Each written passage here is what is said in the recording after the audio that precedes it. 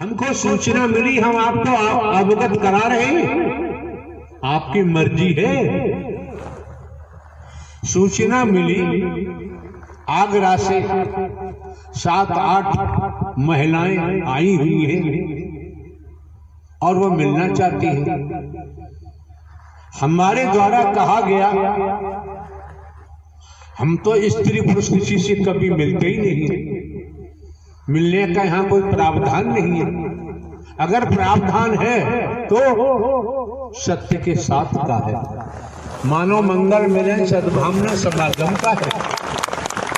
यहाँ पर करोड़ों आ जाए, संसार आ जाए, संभाल करना हमारा काम है। हमें किसी सिक्योरिटी की आवश्यकता नहीं, न किसी ज्ञानी की हमको जरूरत है। भले ही हम हर कार्य चौकीदार बन के काम करते हैं, फिर भी हम स्नान करने नहाने जा रहे थे, केवल बनियान और टाबिल लगाई हम बाहर आए, देखा, सुना, कोई बात भी हमने नहीं की। उन्होंने अपने मुंह से कुछ कहना चाहा, हमने सुना भी नहीं और तहार जरूर लगा दी। अब रहस्य वाली बात है, 5:30 बजे सोहा 27 तारीख को आगरा में एक महापुरुष के यहाँ पहुंचे, जिनका नाम श्रीमती शीला देवी है, आगरा का। तो पहुंचे, ये मिस्टर कन्हैया लाल हैं, व्यापारी, उनके यहाँ काफी हुड़दंग किया। बाद में जानकारी हुई बहुत हुड़दंग किया और कहा, देख यहाँ वो लोग मौजूद हैं, आए हुए, वे देख, मैं निराकार और विश्वमोहनी बनकर आया हूं, देख मेरे दर्शन कर।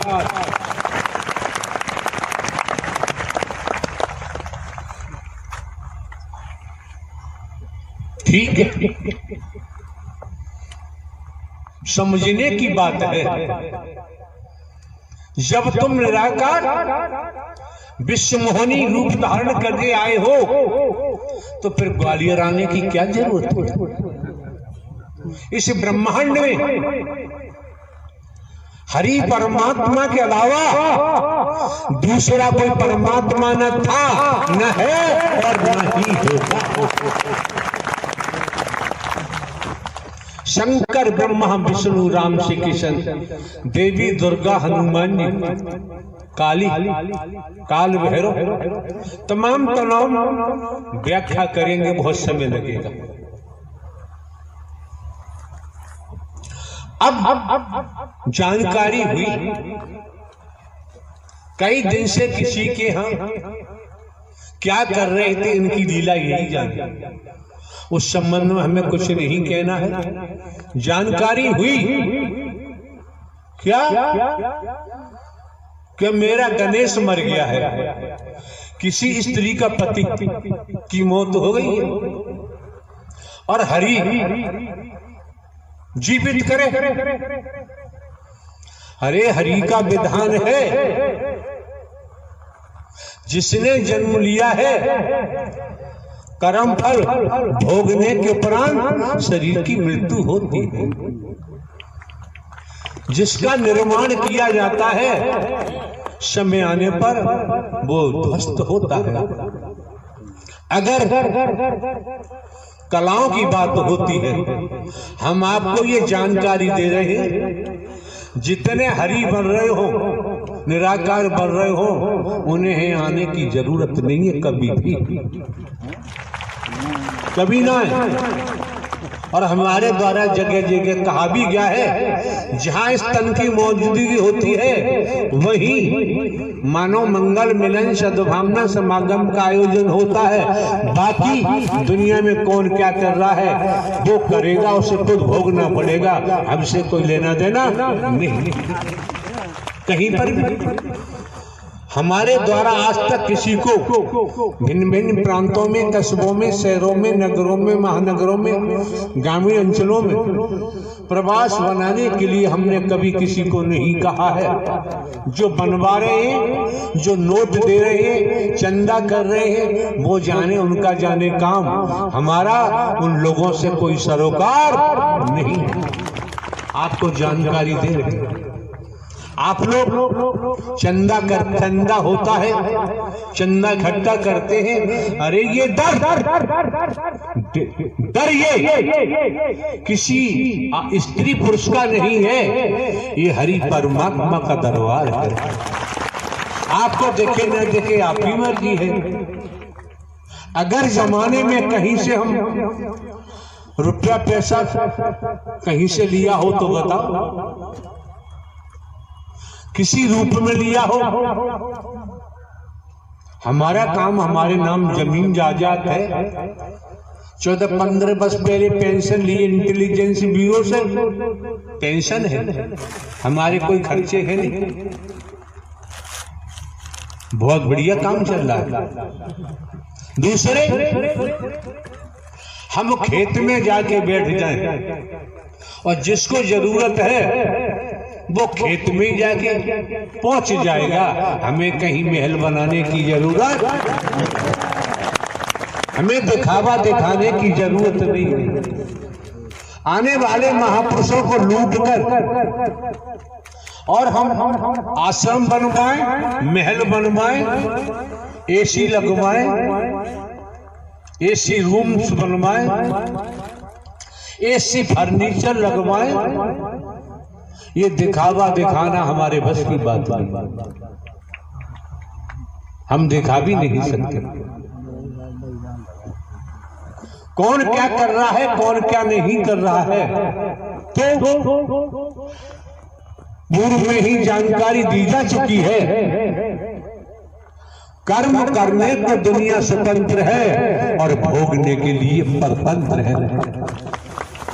ये स्लोगन आपके मस्तिष्क में जाए न जाए आपकी मर्जी है। ये हकीकत है, ये सत्यता है। कई ज्ञानियों से हमने पूछा, एक शहर लखीमपुर खीरी जो नेपाल दूसरा देश है, बॉर्डर पर है, ऐसी पंडाल लगा हुआ था। मिस्टर राजकुमार त्रिवेदी एडवोकेट आए। हमने उनको खड़ा किया, आप त्रिवेदी हैं, तीनों वेदों के ज्ञाता हैं, बताओ 84 लाख का प्रावधान होता है और लगभग 80 से ऊपर उनकी आयु भी होगी दुनियावी तौर पर। 50-60 साल बताते हैं, वकालत करते हो गई, वकील हैं। तो उन्होंने कहा कि वेदों के मुताबिक होती है। और एग्जाम्पल ये भी समझो, एक न्यायाधीश है, जज साहब अदालत में बैठकर मुकदमे देखते हैं, सत्य परीक्षण करते हैं। जितनी भी विधिक कानून के तरीके से प्रक्रिया पूरी हो जाती है, होने के बाद अपराध सिद्ध होता है तो अपराध के मुताबिक 10 वर्ष की सजा, 20 वर्ष की सजा, आजीवन कारावास, कुछ ऐसे सेक्शन अपराध हैं फांसी की सजा सुनाते हैं जज साहब, और भोगनी पड़ती है जेल में जाकर। अगर यहाँ अटेंशन हो जाओ, यहाँ सावधान हो जाओ, मन लगा के श्रवण करो। जज साहब ने अपराध किया तो पुलिस छोड़ेगी नहीं, पकड़ेगी, जेल भेजेगी। अपराध सिद्ध हुआ तो जज साहब को भी सजा होगी। अब जज तो नहीं रहे, अपराध किया, अपराधी बन गए। यहां पर एकल बात कही जाती है, दोगलेपन की बात हम नहीं कर सकते। आना हो तो आओ, ना आना आपकी मर्जी, आपकी मर्जी है। भले ही हम हरकारा चौकीदार बन के बात करते हैं, लेकिन हरि परमात्मा के नाव में बैठ गए तो भव से बेड़ा पार हो जरूर होगा, जरूर होगा। न होने का तो सवाल ही नहीं। अपनी नौका में बैठे रहे तो आप जाने, आपका जाने काम। तो इससे स्पष्ट जाहिर हो गया, जहां जज साहब का जिक्र आया स्पष्ट जाहिर हो गया, सजा देने वाले ने अपराध किया, उनको भी सजा भोगनी पड़ी। इससे प्रतीत होता है पूरे ब्रह्मांड में कर्म का खेल था, है और रहेगा। कर्म की मार से जगत में कोई बच नहीं सकता। राजा हो चाहे रंग बली हो चाहे औलिया, संतरी हो चाहे मंत्री, अधिकारी हो चाहे कर्मचारी, कोई भी हो, कर्म के भोग से कोई नहीं बच सकता।